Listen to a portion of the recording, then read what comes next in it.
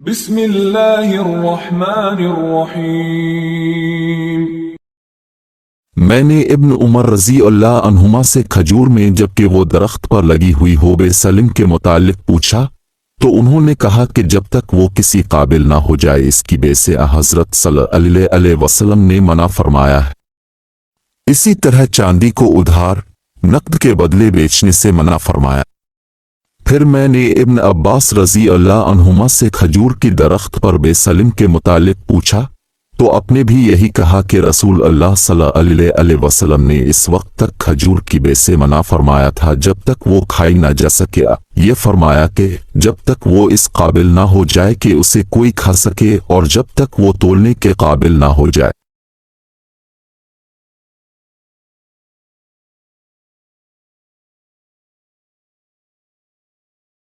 میں نے ابن عمر رضی اللہ عنہما سے کھجور کی درخت پر بے سلم کے متعلق پوچھا تو انہوں نے کہا کہ نبی کریم صلی اللہ علیہ وسلم نے پھل کو اس وقت تک بیچنے سے منع فرمایا ہے جب تک وہ نفع اٹھانے کے قابل نہ ہو جائے۔ اسی طرح چاندی کو سونے کے بدلے بیچنے سے جبکہ ایک ادھار اور دوسرا نقد ہو منع فرمایا ہے۔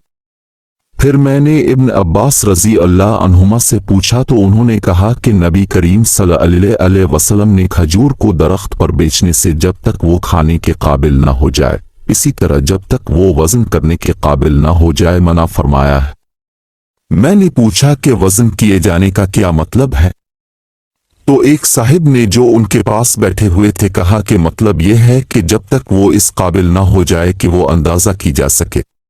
میں نے ابن عمر رضی اللہ عنہما سے کھجور کی درخت پر بے سلم کے متعلق پوچھا تو انہوں نے کہا کہ نبی کریم صلی اللہ علیہ وسلم نے پھل کو اس وقت تک بیچنے سے منع فرمایا ہے جب تک وہ نفع اٹھانے کے قابل نہ ہو جائے۔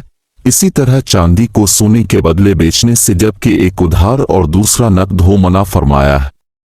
پھر میں نے ابن عباس رضی اللہ عنہما سے پوچھا تو انہوں نے کہا کہ نبی کریم صلی اللہ علیہ وسلم نے کھجور کو درخت پر بیچنے سے جب تک وہ کھانے کے قابل نہ ہو جائے، اسی طرح جب تک وہ وزن کرنے کے قابل نہ ہو جائے منع فرمایا ہے۔ میں نے پوچھا کہ وزن کیے جانے کا کیا مطلب ہے؟ تو ایک صاحب نے جو ان کے پاس بیٹھے ہوئے تھے کہا کہ مطلب یہ ہے کہ جب تک وہ اس قابل نہ ہو جائے کہ وہ اندازہ کی جا سکے۔ رسول اللہ صلی اللہ علیہ وسلم نے ایک یہودی سے ادھار غلہ خریدا اور اپنی ایک لوہے کی زرہ اس کے پاس گروی رکھی۔ ہم نے ابراہیم نخع کے سامنے بے سلم میں گروی رکھنے کا ذکر کیا تو انہوں نے کہا کہ ہم سے اسود نے بیان کیا اور ان سے عائشہ رضی اللہ عنہا نے بیان کیا کہ نبی کریم صلی اللہ علیہ وسلم نے ایک یہودی سے ایک مقررہ مدت کے لیے غلہ خریدا اور اس کے پاس اپنی لوہے کی زرہ گروی رکھ دی تھی۔ جب نبی کریم صلی اللہ علیہ وسلم مدینہ تشریف لائے تو لوگ پھلوں میں 2 اور 3 سال تک کے لیے بے سلم کیا کرتے تھے۔ آپ نے انہیں ہدایت کی کہ پھلوں میں بے سلم مقررہ پیمانے اور مقررہ مدت کے لیے کیا کرو۔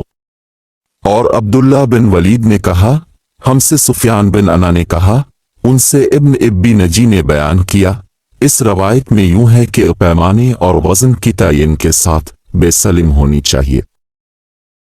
مجھے ابو بردہ اور عبداللہ بن شداد نے عبد الرحمن بن ابس اور عبداللہ بن ابی عوف رضی اللہ عنہما کی خدمت میں بھیجا۔ میں نے ان دونوں حضرات سے بے سلم کے متعلق پوچھا تو انہوں نے کہا کہ ہم رسول اللہ صلی اللہ علیہ وسلم کے زمانے میں غنیمت کا مال پاتے، پھر شام کے بعد ایک کاشتکار قوم ہمارے یہاں آتے تو ہم ان سے گیہوں جو اور منقع کی بے سلم ایک مدت مقرر کر لیا کرتے تھے۔ انہوں نے کہا کہ پھر میں نے پوچھا کہ ان کے پاس اس وقت یہ چیزیں موجود بھی ہوتی تھیں یا نہیں۔ اس پر انہوں نے کہا کہ ہم اس کے متعلق ان سے کچھ پوچھتے ہی نہیں تھے۔ مجھے ابو بردہ اور عبداللہ بن شداد نے عبد الرحمن بن ابس اور عبداللہ بن ابی عوف رضی اللہ عنہما کی خدمت میں بھیجا۔ میں نے ان دونوں حضرات سے بے سلم کے متعلق پوچھا تو انہوں نے کہا کہ ہم رسول اللہ صلی اللہ علیہ وسلم کے زمانے میں غنیمت کا مال پاتے، پھر شام کے بعد ایک کاشتکار قوم ہمارے یہاں آتے تو ہم ان سے گیہوں جو اور منقع کی بے سلم ایک مدت مقرر کر لیا کرتے تھے۔ انہوں نے کہا کہ پھر میں نے پوچھا کہ ان کے پاس اس وقت یہ چیزیں موجود بھی ہوتی تھیں یا نہیں۔ इस पर उन्होंने कहा कि हम इसके मुतालिक उनसे कुछ पूछते ही नहीं थे। लोग ऊंट वगैरह हमल होने की मुद्दत तक के लिए बेचते थे। नबी करीम सल्लल्लाहु अलैहि वसल्लम ने इससे मना फरमाया। नाफे ने हब्लुल हबला की तफसीर ये की यहाँ तक कि ऊँटनी के पेट में जो कुछ है वो इसे जिन ले।